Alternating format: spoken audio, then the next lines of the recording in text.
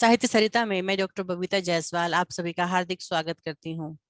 साथियों, पिछली वीडियो में मैंने आपके सामने डॉक्टर धर्मवीर भारती के प्रसिद्ध नाटक अंधा युग का परिचय प्रस्तुत किया था और साथ ही ये वायदा भी किया था कि मैं आपके सामने इस पूरे नाटक का पाठ प्रस्तुत करूंगी। कुछ तकनीकी खराबी के कारण से मैं बहुत शीघ्रता से आपके सामने वीडियो नहीं लेके आ पाई।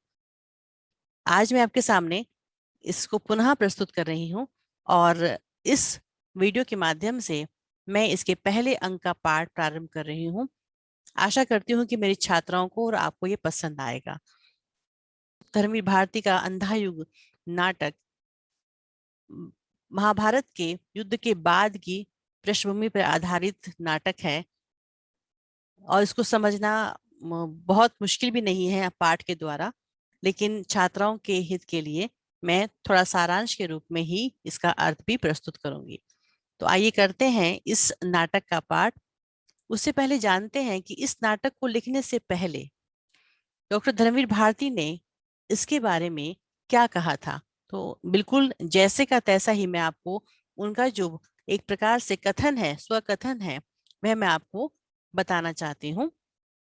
अंधा युग कदापि न लिखा जाता यदि उसका लिखना मेरे वश की बात रह गई होती।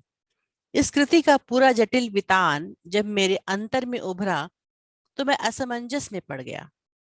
थोड़ा डर भी लगा कि इस अभिशप्त भूमि पर एक कदम भी रखा कि फिर बचकर नहीं लौट पाऊंगा। पर एक नशा होता है अंधकार के गरजते महासागर की चुनौती को स्वीकार करने का, पर्वताकार लहरों से खाली हाथ जूझने का, अनमापी गहराइयों में उतरते जाने का और फिर अपने को सारे खतरों में डालकर आस्था के, प्रकाश के, सत्य के, मर्यादा के कुछ कणों को बटोर कर बचाकर धरातल तक ले आने का। इस नशे में इतनी गहरी वेदना और इतना तीखा सुख घुला मिला रहता है कि उसके आस्वादन के लिए मन बेबस हो उठता है। उसी की उपलब्धि के लिए यह कृति लिखी गई है। एक स्थल पर आकर मन का डर छूट गया था। कुंठा, निराशा, रक्तपात, प्रतिशोध, विकृति, कुरूपता, अंधापन, इनसे हिचकिचाना क्या? इन्हीं में तो सत्य के दुर्लभ कण छिपे हुए हैं। तो इनमें क्यों ना निडर धंसूं? इनमें धंस कर भी मैं मर नहीं सकता। हम न मरे, मरे है संसारा।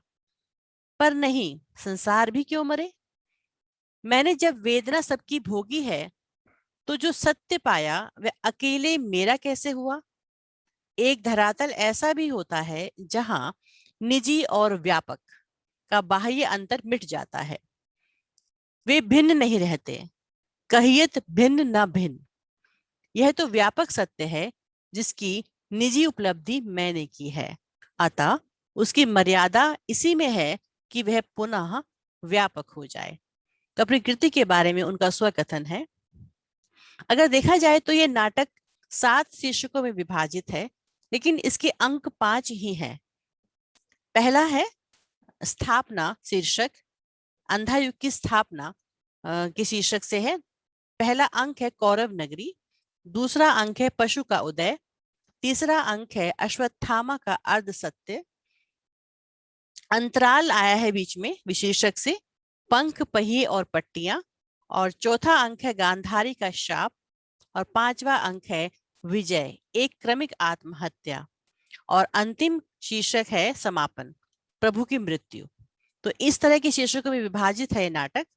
और इसके पात्र हैं अश्वत्थामा, गांधारी, विदुर, धृतराष्ट्र, युधिष्ठिर, कृतवर्मा, कृपाचार्य, संजय, युयुत्सु, वृद्ध याचक, गूंगा भिखारी, प्रहरी 1 और प्रहरी 2, व्यास, बलराम और कृष्ण।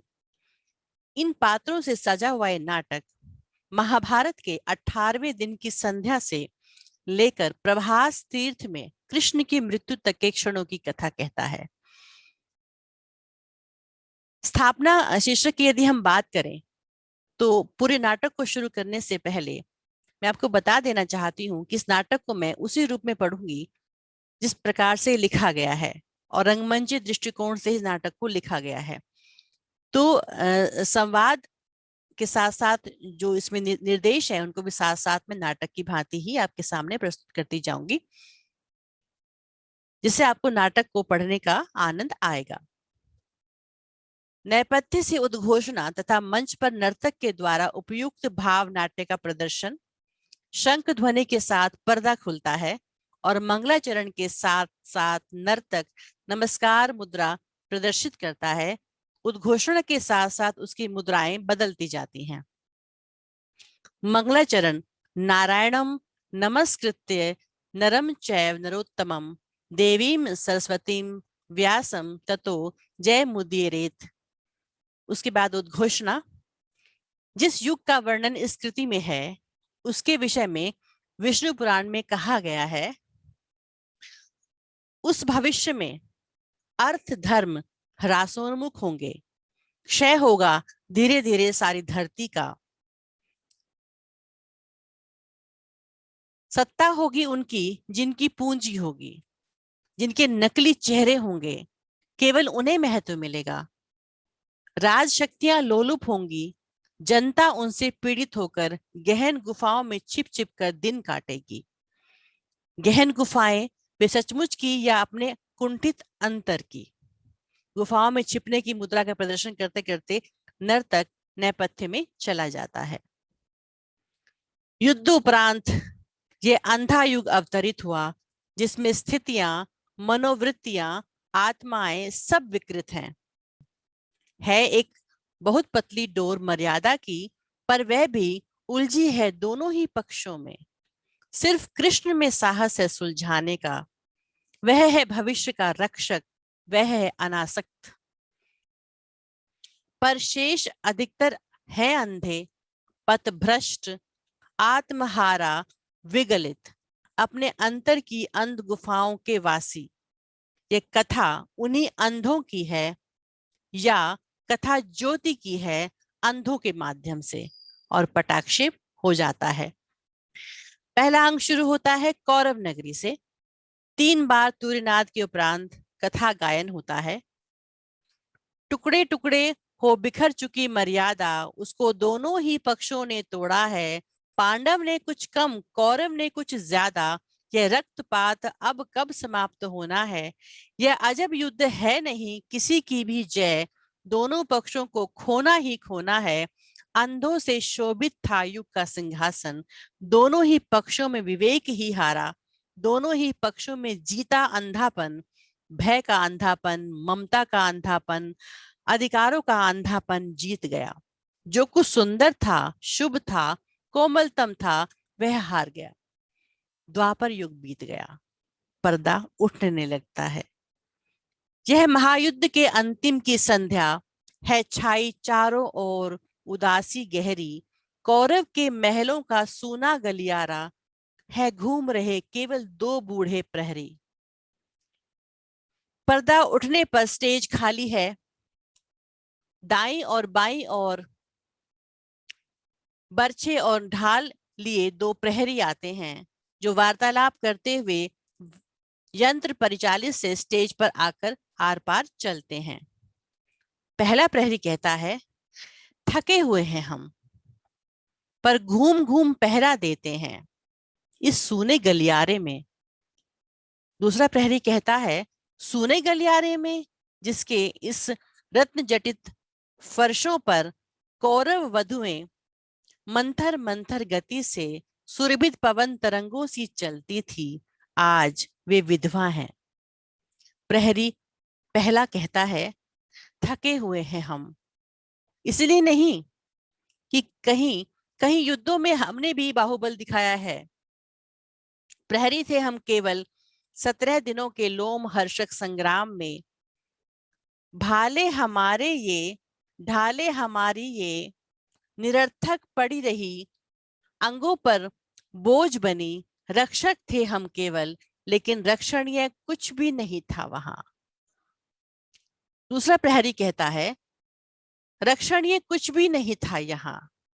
संस्कृति थी यह एक बूढ़े अंधे की, जिसकी संतानों ने महायुद्ध घोषित किए, जिसके अंधेपन में मर्यादा, गलित अंग वेश्या सी, प्रजाजनों को भी रोगी बनाती फिरी।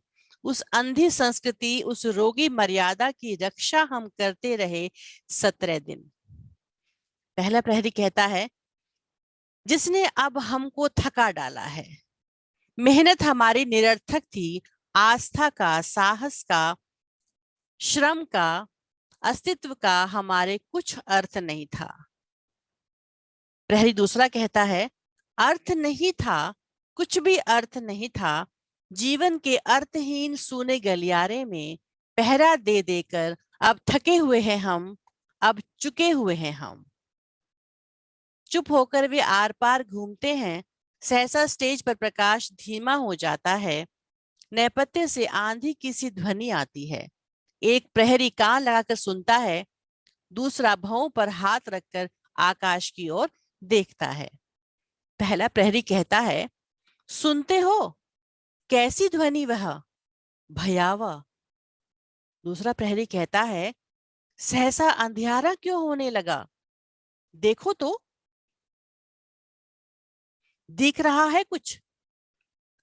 पहला प्रहरी, अंधे राजा की प्रजा कहां तक देखे, दिख नहीं पड़ता कुछ।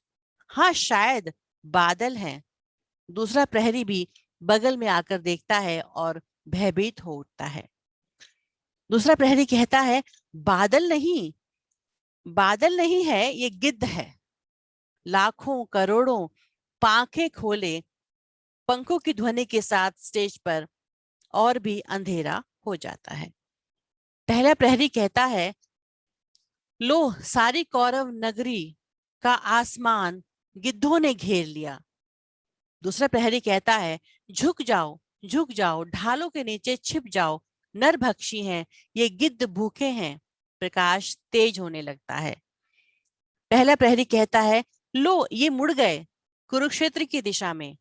आंधी की ध्वनि कम होने लगती है।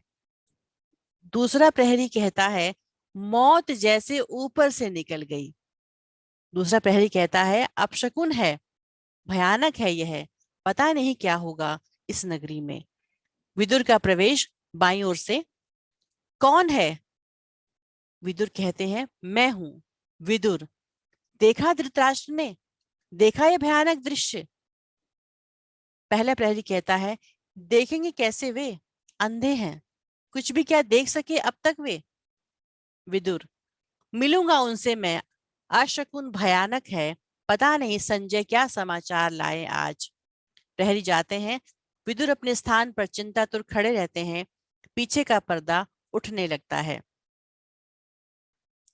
कथा गायन होता है कुरुक्षेत्र से कुछ भी खबर न आई, जीता या हारा, बचा खुचा कौरव दल, जाने किसकी लोथों पर जा उतरेगा यह नरभक्षी गिद्धों का भूखा बादल। अंतःपुर में मरघट की सी खामोशी, कृष्ण गांधारी बैठी है शीश झुकाए। सिंहासन पर धृतराष्ट्र मौन बैठे हैं। संजय अब तक कुछ भी संवाद न लाए। पर्दा उठने पर अंतःपुर, कुशासन बिछाए सादी चौकी पर गांधारी एक छोटे सिंहासन पर, चिंतातुर धृतराष्ट्र, विदुर उनकी ओर बढ़ते हैं। धृतराष्ट्र कहते हैं, कौन, संजय? विदुर कहते हैं, नहीं, विदुर हूं महाराज। विवल है सारा नगर आज। बचे खुचे जो भी 10-20 लोग कौरव नगरी में हैं, आपलक नेत्रों से कर रहे प्रतीक्षा हैं संजय की। कुछ क्षण महाराज के उत्तर की प्रतीक्षा कर। महाराज चुप क्यों हैं इतने आप? माता गांधारी भी मौन है। धृतराष्ट्र कहते हैं, विदुर, जीवन में प्रथम बार आज मुझे आशंका व्यापी है। विदुर कहते हैं, आशंका? आपको जो व्यापी है आज, वह वर्षों पहले हिला गई थी सबको। धृतराष्ट्र कहते हैं, पहले पर कभी भी तुमने यह नहीं कहा। विदुर कहते हैं, भीष्म ने कहा था, गुरु द्रोण ने कहा था, इसी अंतःपुर में आकर कृष्ण ने कहा था, मर्यादा मत तोड़ो, तोड़ी हुई मर्यादा कुचले हुए अजगर सी गुंजलिका में कौरव वंश को लपेटकर सूखी लकड़ी सा तोड़ डालेगी। धृतराष्ट्र कहते हैं, समझ नहीं सकते हो विदुर तुम, मैं था जन्मांध, कैसे कर सकता था ग्रहण में बाहरी यथार्थ या सामाजिक मर्यादा को? विदुर कहते हैं, जैसे संसार को किया था ग्रहण अपने अंधेपन के बावजूद। धृतराष्ट्र कहते हैं, पर वह संसार स्वतः अपने अंधेपन से उपजा था। मैंने अपने ही वैयक्तिक संवेदन से जो जाना था, केवल उतना ही था मेरे लिए विस्तृत जगत। इंद्रजाल की माया सृष्टि के समान घने गहरे अंधियारे में एक काले बिंदु से मेरे मन ने सारे भाव किए थे विकसित। मेरी सब वृत्तियां उसी से परिचालित थी।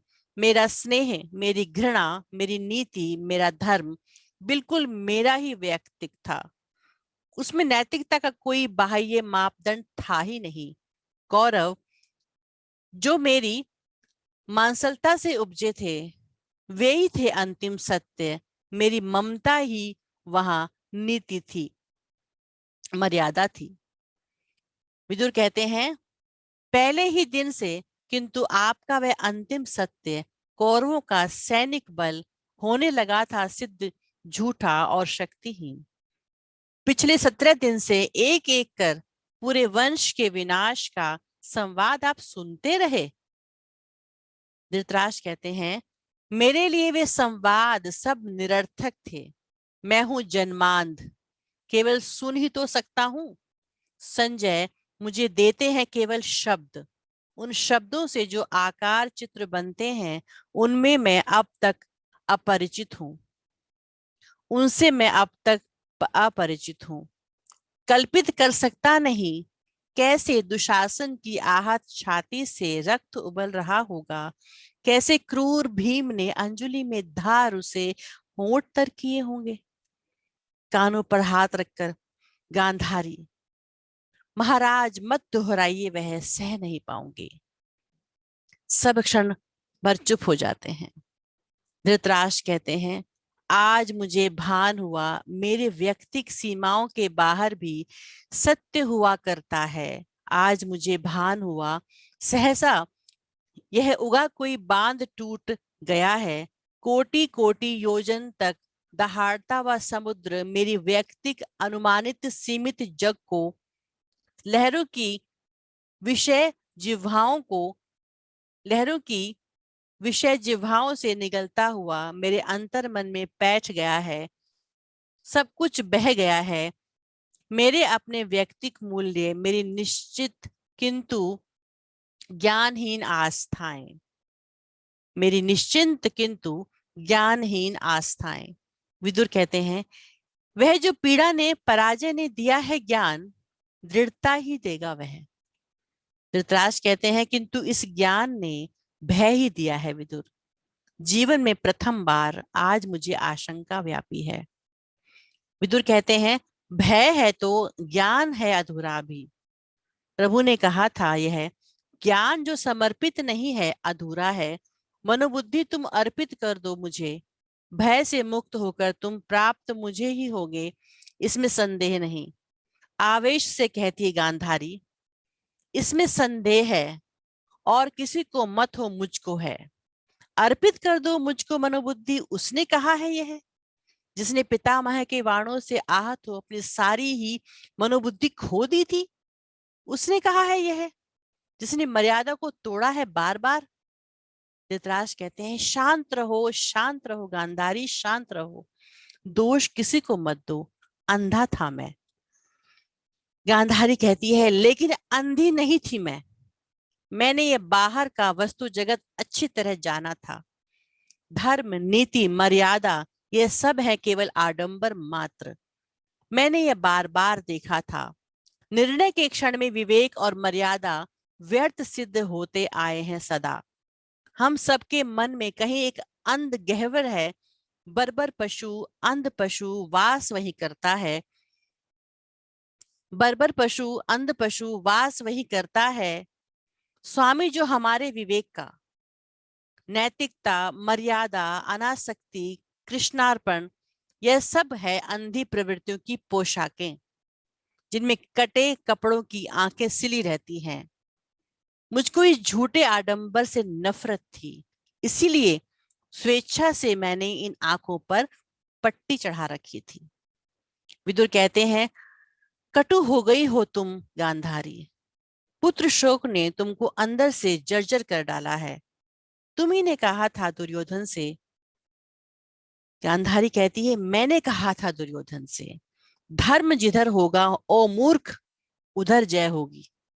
धर्म किसी और नहीं था, लेकिन सब ही थे अंधी प्रवृत्तियों से परिचालित। जिसको तुम कहते हो प्रभु, उसने जब चाहा मर्यादा को अपने ही हित में बदल लिया, वंचक है। धृतराष्ट्र कहते हैं, शांत रहो गांधारी। विदुर कहते हैं, यह कटु निराशा की उद्दत अनास्था है, क्षमा करो प्रभु। वह कटु अनास्था भी अपने चरणों में स्वीकार करो। आस्था तुम लेते हो, लेगा अनास्था कौन? क्षमा करो प्रभु। पुत्र शोक से जर्जर माता है गांधारी। गांधारी कहती है, माता मत कहो मुझे, तुम जिसको कहते हो प्रभु, वह भी मुझे माता ही कहता है।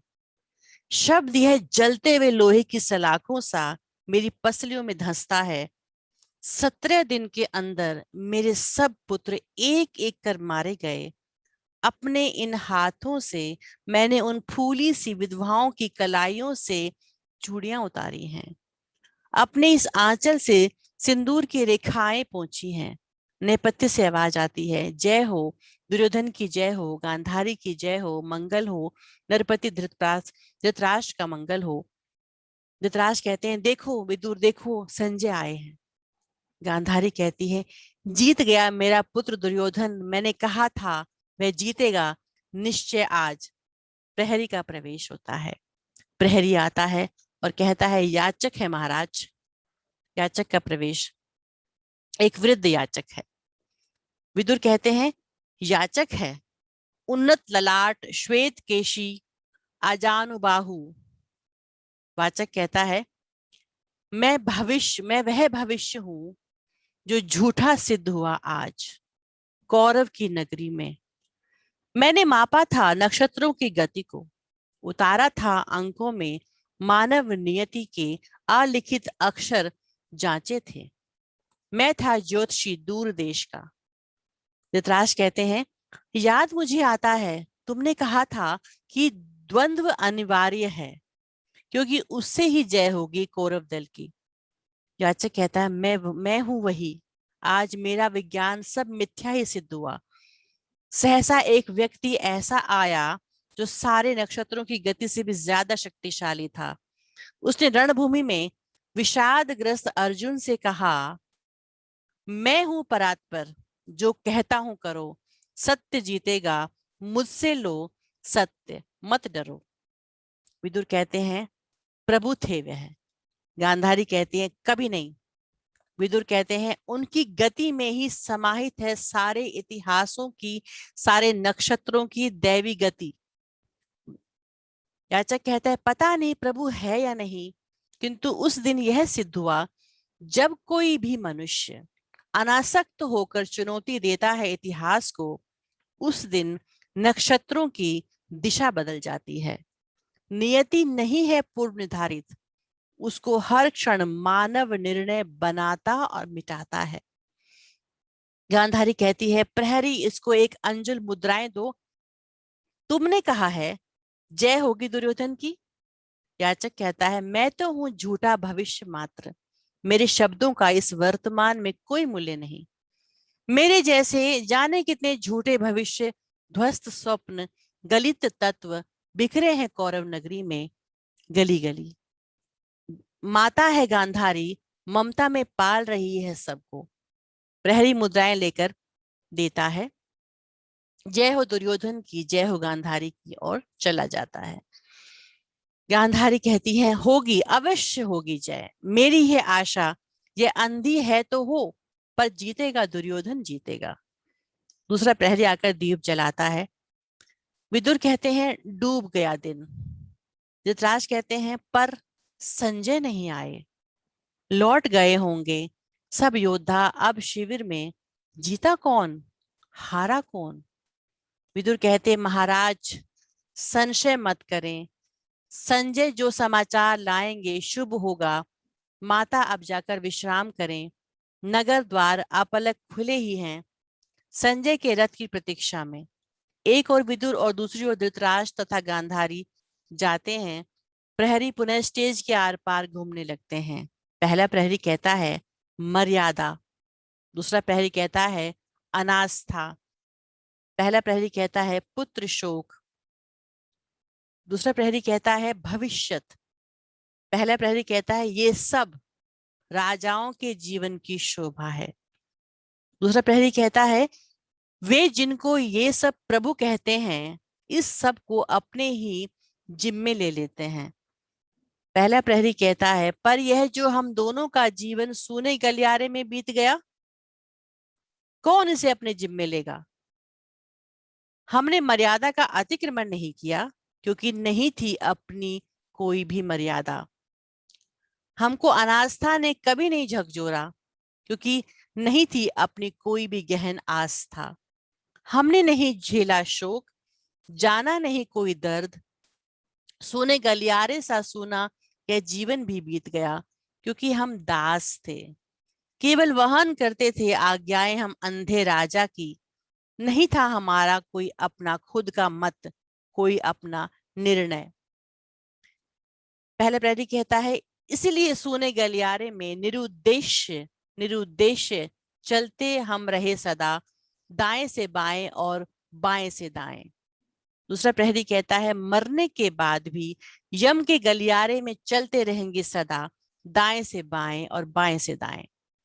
चलते चलते विंग में चले जाते हैं और स्टेज पर अंधेरा और धीरे धीरे पटाक्षेप होता जाता है। कथा गायन होता है।